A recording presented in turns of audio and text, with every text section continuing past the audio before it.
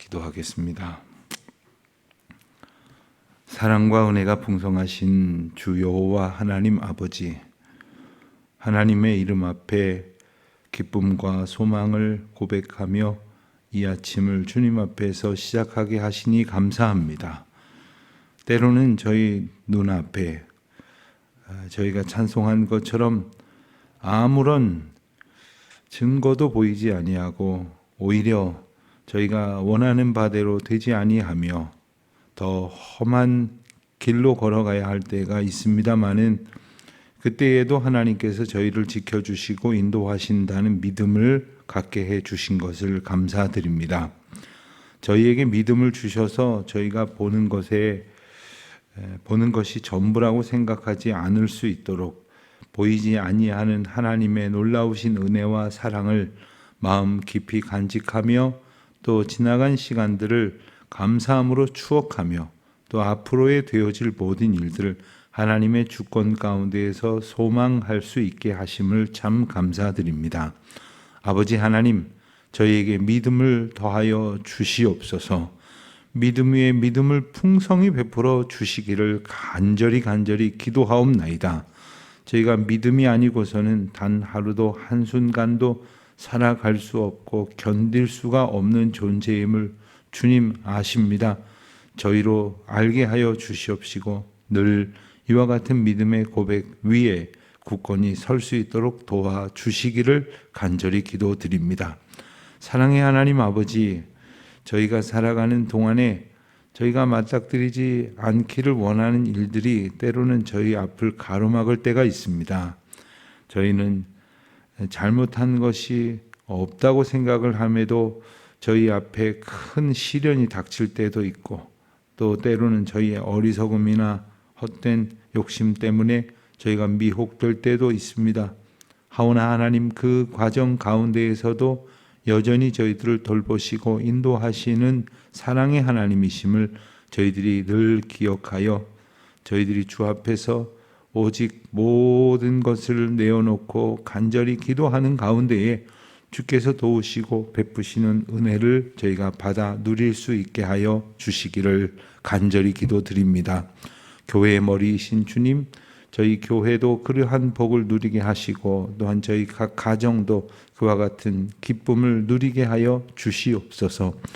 주님, 이 험한 세상을 저희들이 살아감에 있어서 날마다 전쟁과 갈등과 다툼의 소식이 끊이지를 아니하고 또 사회는 이리저리 찢기고 갈라져서 매일매일 들려오는 소식들이 저희의 마음을 괴롭고 아프게 하기에 충분할 터이지만 저희는 그보다 더 큰 하나님의 평강과 다스리시는 은혜를 깊이 간직함으로 이 현실에 매몰되지 아니하게 하시고 현실을 뛰어넘는 하나님의 섭리를 바라보는 믿음으로 살게 하여 주시옵소서.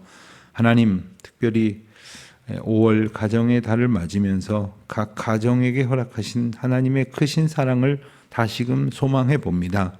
저희의 가정들을 하나님 축복하여 주시기를 기도드립니다. 먼저 가정마다 하나님의 자녀된 기쁨으로 충만케 하여 주시옵시고 가족들이 하나님 앞에서 하나 되어 하나님의 은혜만을 바라고 구할 수 있도록 은혜를 베풀어 주시기를 간절히 기도드립니다. 장성한 자녀들은 물론이요 또한 어린 자녀들에 이르기까지 한 사람 한 사람 그 영혼을 하나님께서 붙드셔서 어디에 있든지 무엇을 하든지 날마다 주님만을 나의 왕으로 고백하며 살아가도록 늘 지켜주시기를 간절히 기도드립니다. 특별히 하나님께서 원근각지에 흩어져 있는 우리 자녀손들을 돌보아 주시기를 이 시간 간절히 기도합니다. 해외에 있는 많은 교우들도 있습니다. 지방에 있는 교우들도 있습니다. 또 유학 중에 있는 젊은이들, 군문에 나가 있는 자녀들, 또 내일을 위하여 오늘 열심히 수고하고 분투하기를 힘쓰는 자녀들이 있습니다. 또 자녀들의 이르기까지 그 자녀들이 또한 자녀들을 볼 때에 이르도록 하나님께서 저희에게 베푸신 은혜가 늘 충만하게 간직되어지도록 은혜를 베풀어 주시옵소서. 하나님, 내일은 거룩한 주일입니다. 저희들이 주일을 기다리며 맞이하는 이 예비일에 심령이 새로워지게 하여 주시옵시고 오직 저희의 영혼이 주 앞에서 밝히 눈을 뜨며 주의 은혜만을 기쁨으로 사모하는 가운데에 저희의 몸과 마음과 삶을 새롭게 정비하여 주시옵소서. 주님, 특별히 하나님의 은혜를 얻지 않고서는 이 날을 살아갈 수 없는 고통 중에 있는 이들이 있다면 주님 특별히 개별적으로 만나 주시옵시고 그들을 위로하여 주시옵시며 그들을 주님의 크신 사랑 가운데에 붙들어 주시옵소서. 이 아침도 오직 주의 말씀만 저희들의 마음에 채워지기를 간절히 바라오며 이 모든 말씀 우리 주 예수 그리스도의 이름으로 기도드립니다. 아멘. 룻기 1장 15절부터 보겠습니다. 룻기 1장 15절부터 22절까지 말씀 이제 우리 한 목소리로 함께 봉독하도록 하겠습니다. 룻기 1장 15절부터 22절입니다. 나오미가 또 이르되 보라, 내 동서는 그의 백성과 그의 신들에게로 돌아가나니 너도 너희 동서를 따라 돌아가라 하니 룻이 이르되 내게 어머니를 떠나며 어머니를 따르지 말고 돌아가라 강권하지 마옵소서. 어머니께서 가시는 곳에 나도 가고 어머니께서 머무시는 곳에서 나도 머물겠나이다. 어머니의 백성이 나의 백성이 되고 어머니의 하나님이 나의 하나님이 되시리니 어머니께서 죽으시는 곳에서 나도 죽어 거기 묻힐 것이라. 만일 내가 죽는 일 외에 어머니를 떠나면 여호와께서 내게 벌을 내리시고 더 내리시기를 원하나이다 하는지라. 나오미가 룻이 자기와 함께 가기로 굳게 결심함을 보고 그에게 말하기를 그치니라. 이에 그 두 사람이 베들레헴까지 갔더라. 베들레헴에 이를 때에 온 성읍이 그들로 말미암아 떠들며 이르기를 이가 나오미가 아니냐 하는지라. 나오미가 그들에게 이르되 나를 나오미라 부르지 말고 나를 마라라 부르라. 이는 전능자가 나를 심히 괴롭게 하였음이니라. 내가 풍족하게 나갔더니 여호와께서 내게 비어 돌아오게 하셨느니라. 여호와께서 나를 징벌하셨고 전능자가 나를 괴롭게 하셨거늘 너희가 어찌 나를 나오미라 부르느냐 하니라.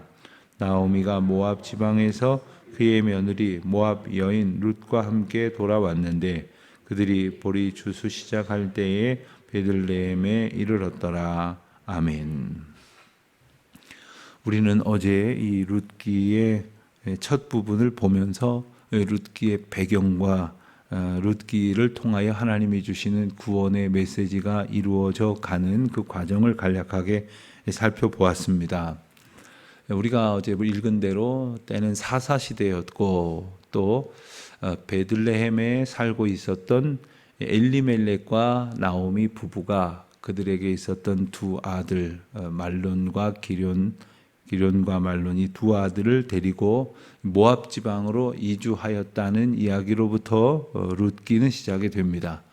그들이 이주하게 된 것은 베들레헴에 있었던 기근 때문이었지만 궁극적으로는 이스라엘 백성들을 다스리시고 인도하시는 하나님께 온전히 붙들린 바 되기를 소원하지 못하는 그들의 신앙 문제이기도 했음을 우리가 잊지 말아야 합니다. 결국 그들은 하나님께서 주시는 그 은혜가 어떤 것인지를 깊이 묵상하고 늘 사모하는 가운데 붙들려 하지 않고 모압 땅으로 이주하여 그곳에서 살기로 작정을 하고 떠나게 된 것입니다. 그곳에 갔을 때에 비극이 계속해서 일어났죠. 먼저 가장인 엘리멜렉이 세상을 떠나고 그리고 두 아들이 결혼을 하게 되었는데 그 대상이 하나님의 자녀들인 이스라엘 백성들이 아니라 모압 여인들과 결혼을 했고 그리고 모압 여인들과 결혼 생활을 잘 이어갔더라면 그나마 다행이었을 텐데 그 두 아들마저 세상을 떠나서 이제 여인만 셋이 남는 기구한 형편이 되었다 하는 그 내용을 보았습니다.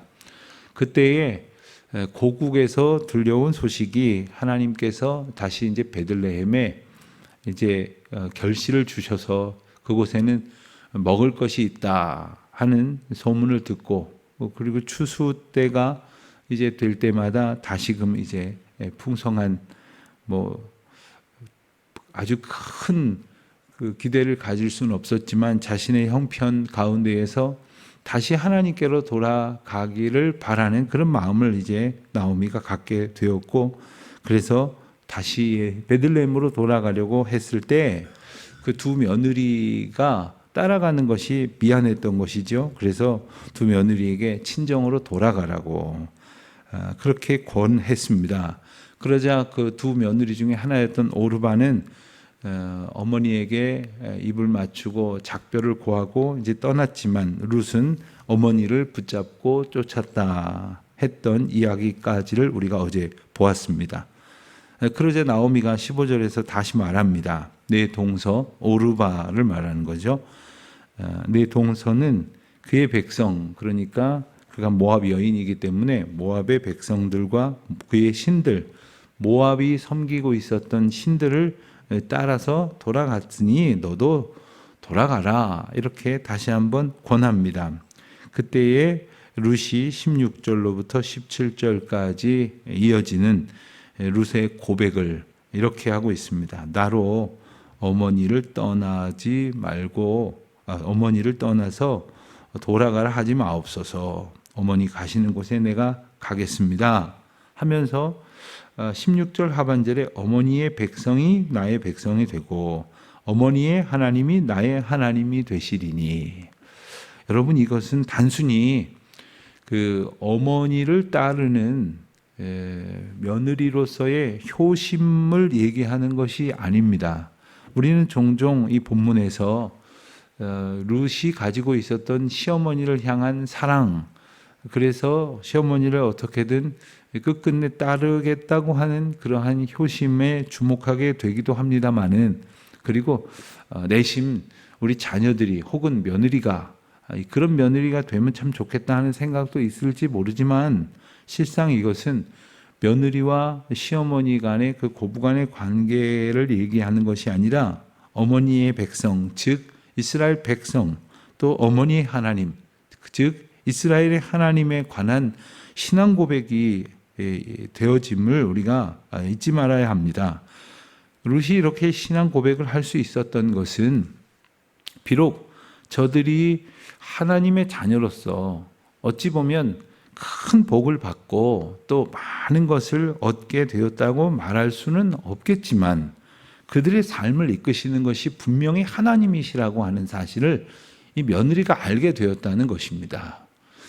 때로 우리가 자녀들에게 무엇을 줄까를 생각을 할 때에 때로는 우리가 자녀들에게 그 공부를 많이 할 수 있는 기회도 주기를 원하고, 또 나름대로 사회적인 기반을 닦을 수 있도록 경제적인 그 어떤 큰 기여를 형성할 수 있는 것을 주기를 원하기도 하고, 어떻게든 세상에서 기죽지 않고 당당하게 살아갈 수 있는 그 힘이 되어주기를 바라지만, 실상은 우리가 자녀들에게 주어야 하는 가장 분명한 것은 우리가 믿음으로 살아가고 또 믿음으로 우리의 자녀들을 양육하고 있다고 하는 그 확신이라는 사실을 우리가 기억해야 합니다.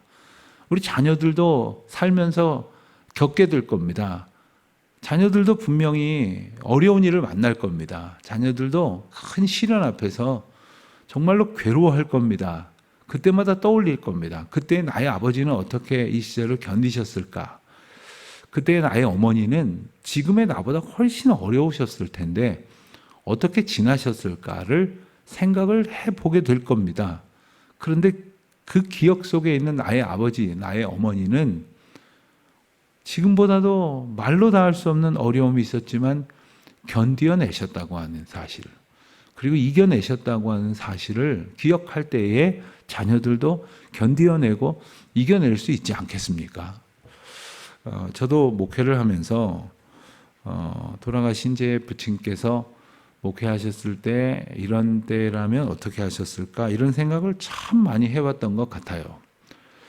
그리고 아버님이 계셨을 때는 자주 가서 여쭙기도 했던 것 같아요. 제가 효심이 많아서 아버님을 자주 찾아뵌 게 아니라 돌아보니까 제가 급해가지고 뭐 이럴 때요 저럴 때 여쭤볼 요량으로 그렇게 찾아뵌 일이 많았던 것 같아요. 그렇지 않으면 생각을 하는 거죠. 아무리 봐도 우리의 부모 세대들은, 우리의 자녀 세대들이 살아갈 세대는 몰라도 우리 부모 세대들이 살아간 세대는 저와 여러분의 세대보다 훨씬 더 어려운 세대가 아니었습니까?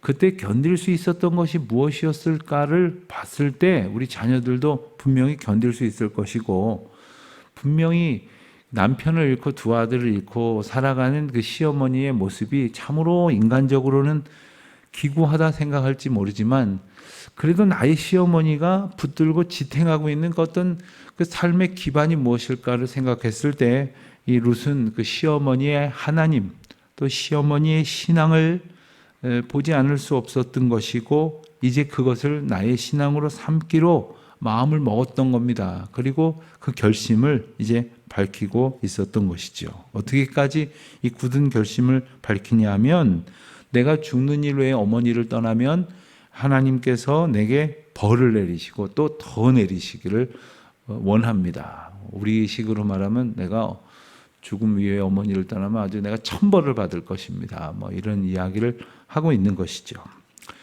시어머니가 며느리의 이런 강경한 결심을 보고는 더 이상 말하지 아니하고 그 두 사람은 베들레헴까지 가게 되었습니다.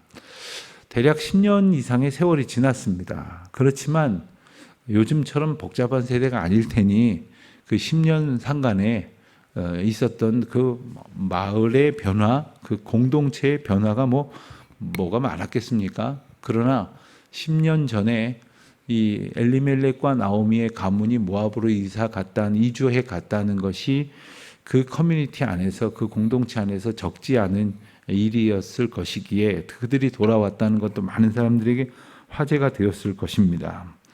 가만히 보면 이 세상에 사람들 사이에 가장 많은 게 뭘까? 말인 것 같아요. 말. 이 세상에 제일 많은 건 말, 또 말. 교회도 그런 것 같아요. 교회마다 종종 그런 이야기를 듣습니다. 어느 교회에 대해서 누군가가 이야기하는 것을 듣다 보면 꼭 뒤에 따라붙는 말이, 그 교회는 근데 말이 참 많아요.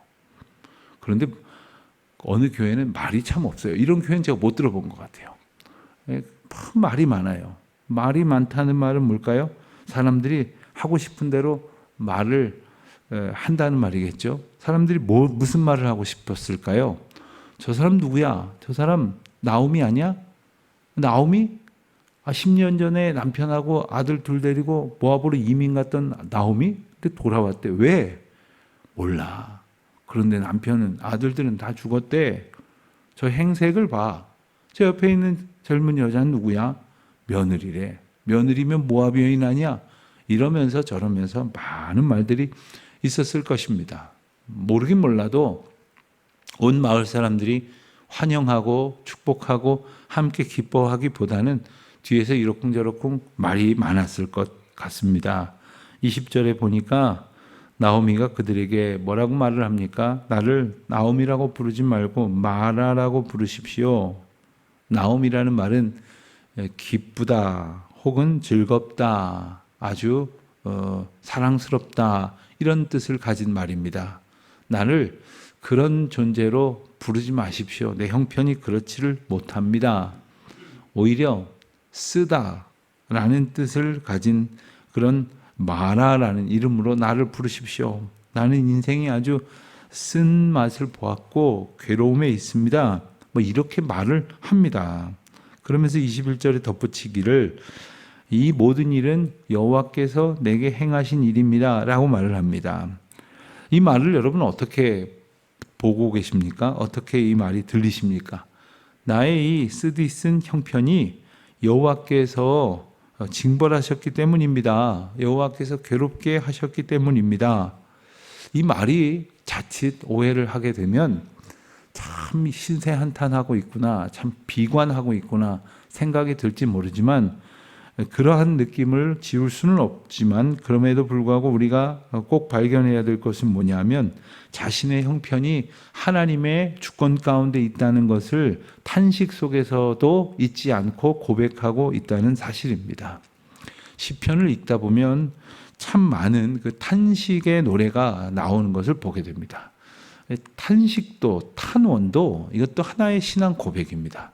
하나님께서 나를 이렇게 하셨다는 것도 사실 마음 한편에 우리의 연약함과 우리의 어리석음 때문에 원망의 요소가 분명히 있겠으나 그럼에도 불구하고 내가 이렇게 된 것도 하나님의 특별한 계획 가운데 있는 일이며 하나님의 주권 가운데 있는 일입니다 라고 고백을 하는 것이죠. 여러분, 누가 와서 너 이렇게 된 거 하나님께서 치신 거야, 이런 소리 들으면 참 기분 나쁠 것이겠습니다만, 자기 자신이 그런 말을 할 때는 내 비록 나의 어리석음과 욕심에 연관하여 이런 어려움을 겪고 있지만 하나님께서 이렇게 하셨다라고 말한다면 그것은 하나님께서 또 어떻게 하실 것이다 라는 온전한 기대와 소망을 거기에 담고 있는 것입니다. 그러면서 우리가 하나님께로 다시 온전히 돌아가기를 바라는 마음을 갖게 되어지는 것이 아니겠습니까? 하나님과의 관계 안에서 정직하게 자신을 표현하는 것이, 이것이 신앙의 성숙에 이르는 길입니다. 우리 자신도 마찬가지죠. 때로는 여러분, 사람들 앞에서 자기 자신을 좀 근사하게 말하려고 하는 그런 자기 자신의 모습을 보게 되시지 않습니까?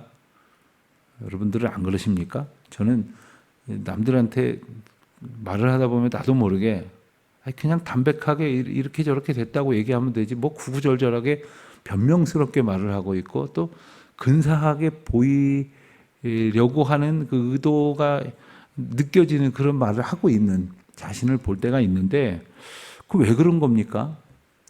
그가 뭐 이렇게 말하면 이렇게 받아들이고 저렇게 말하면 저렇게 받아들일 것이라고 하는 생각 더하기, 내가 좀 근사하게 보이고 싶어하는 것 때문 아닙니까? 근데 하나님 앞에서는 그럴 필요도 없고 그래봤자 아무 소용이 없어요. 하나님 다 아시거든요. 하나님이 내가 왜 이렇게 됐고 저렇게 됐고 이런 생각을 갖고 있고 저런 생각을 갖고 있고 다 하나님이 아신단 말이죠. 근데 그 하나님 앞에서 뭐 근사하게 말하는 게 무슨 의미가 있고, 또 하나님께 변명을 하거나 살짝 핑계를 대가지고 살짝 내 책임이 아닌 것처럼 그렇게 말하는 게 무슨 의미가 있습니까? 하나님 앞에 정직하게 말하는 거죠. 하나님 앞에 솔직하게 고백을 하는 겁니다. 하나님, 이러다가 저러다가 망했습니다. 망하게 생겼습니다. 이러다 저러다 제가 죽게 생겼습니다. 이러다 저러다 속이 너무 상합니다. 마음이 괴롭습니다. 외롭습니다. 슬픕니다. 아픕니다. 남들이 나를 향하여 하는 말이 더 나를 찌릅니다. 괴롭습니다. 우리가 하나님 앞에서 어떤 말도 할 수 있는 것을 깨닫는 것이 하나님과 나와의 관계가 온전하여지는 길의 시작이라는 사실도 기억해야 할 것입니다. 22절 말씀을 보면 이 말씀은 단순한 시간적인 배경을 소개하는 것 이상의 특별한 영적 의미가 있다는 것을 우리가 알게 됩니다. 문학적으로 본다면 이건 복선에 해당이 될 수도 있을 것입니다. 우리가 이 룻기의 내용을 다 아니까 그냥 이 말이 무슨 말을 뜻한 무슨 의미인지를 우리가 잘 알지만, 사실은 그렇지 못하고 이 글을 처음 읽는다면 이게 단순히 장면 전환, 상황의 설명 정도로 이해할지 모르지만 여기에 놀라운 단어가 하나 있으니 바로 추수 시작할 때라는 표현입니다. 이 엘리멜렉과 나오미가 고향 땅을 떠났던 것도, 그리고 다시 고향을 돌아오려고 하는 것도 근본적으로는 어떤 그 농사와 관련이 되어 있고, 그리고 추수와 관련이 되어 있으며 흉년 풍년과 직접적으로 연관이 되어 있다는 것을 우리가 기억합니다. 그래서 가난을 면하기 위해서 보다 좀 잘 살 수 있을 것 같다는 것으로 기탄 없이 이 가족들의 삶의 근거를 옮겨버리는 것에 이르렀지요. 그러나 이 하나님께서 채워주시지 않으면 채워질 수가 없는 것이고, 또 하나님께서 허락하시지 않으면 되어질 리가 없는 것입니다.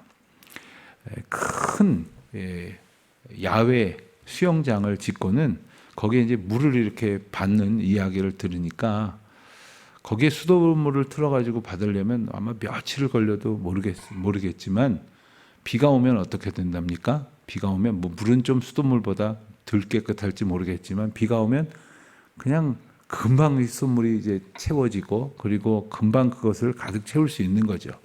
마치 이와 같습니다. 우리 삶이 뭔가 좀 채워져야겠는데 우리가 어떻게 우리 스스로를 채우려고 해봐야 한 줌도 안 되는 것이고 어디 가서 우리가 좀 수원을 끌어와 가지고 우리를 채운다고 해도 그 또한 얼마 되지 않는 겁니다. 하나님이 은혜를 부어주셔서 우리를 채워주시지 않으면 되어질 일이 없는 것을 우리는 어떻게 내가 찾아가지고 가서 내가 길을 찾아서 뭔가를 내게 채워보겠다고 그렇게 살아가고 있었던 것이 우리의 모습이고 이 엘리멜렉과 나오미의 모습이었던 거죠.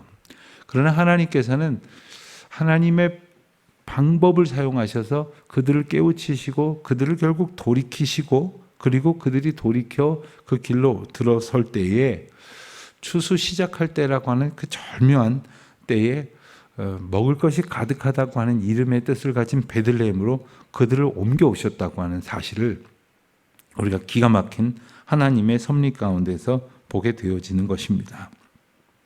하나님이 채워주신다면 빈손으로 돌아와서 마음마저 비어있던 나오미에게 하나님께서는 풍성한 하나님의 추수, 하나님의 결실에 큰 은혜를 예비하셨던 것이고 이제 그것이 시작되어지는 것을 암시하는 내용이 바로 1절 제일 마지막 절에 나오는 것입니다.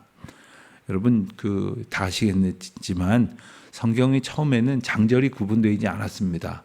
그리고 이 장절이 나중에 학자들에 의해서 성경학자들에 의해서 이렇게 장이 나눠지고 절이 나눠졌는데 어떤 의미에서 보면 1장을 2장과 함께 나눌 때 보면 22절이 아마도 대충 우리의 생각으로 보면 22장의 첫 절이 되어야 새로운 어떤 그 장면의 시작이라고 이렇게 볼 수도 있을 것 같습니다. 그런데 왜 1절의 마지막 부분에 붙었을까? 1절이 말하는 그 어떤 그 궁핍, 그것으로 인한 그 하나님의 믿음을 저버렸던 그 가문의 몰락, 그리고 그 몰락으로 인한 그들의 곤궁함, 그리고 공궁함에 이기지 못하고 돌아왔던 그 모든 걸음이 바로 추수할 때 하나님께서 채워주시는 은혜의 과정이었다고 하는 것을 보여주고 있는 표현이라고 저는 생각합니다. 우리의 삶이 하나님의 채워주심이 아닌 것들로 인해서 힘겹고 공공한 때가 있을지 몰라도 끝까지 하나님만을 바라보고 의지할 때에 하나님께서 하나님의 은혜로 채워주실 것이고 그것은 우리를 하나님의 진정한 기쁨 가운데서 찬송하는 자로 변화시켜 주시게 될 것임을 마음 가운데에 믿음으로 꼭 붙들어 믿음의 길에서 결코 낙심하지 아니하시는 저와 여러분이 되시기를, 그리고 하나님께서 결실하게 하시는 그 기쁨의 주인공들이 되시기를 주님의 이름으로 축원드립니다. 기도하겠습니다. 하나님 아버지, 저희가 뭔가로 채워지기를 바라는 그런 마음으로 살지만 때때로는 그것이 참 어리석은 것임을 저희들이 깨달을 때가 있습니다. 지금 이 시간에도 저희가 무엇인가를 저희의 삶 속에서 가득히 채우기를 원하는 마음이 있겠지만 그래서 오히려 더 바라는 대로 되지 아니한다고 불평하고 원망할 때가 있겠지만 하나님 저희를 도와주셔서 하나님의 은혜로만 채움받는 그 감격을 누리게 하시고 또 하나님의 도우심으로만 풍성한 은총을 누리는 주의 자녀들 다 되게 하여 주시옵소서. 감사하오며 예수님의 이름으로 기도드립니다. 아멘. 하늘에 계신 우리 아버지, 아버지의 이름을 거룩하게 하시며 아버지의 나라가 오게 하시며 아버지의 뜻이 하늘에서와 같이 땅에서도 이루어지게 하소서. 오늘 우리에게 일용할 양식을 주시고 우리가 우리에게 잘못한 사람을 용서하여 준 것 같이 우리 죄를 용서하여 주시고 우리를 시험에 빠지지 않게 하시고 악에서 구하소서. 나라와 권능과 영광이 영원히 아버지의 것입니다. 아멘.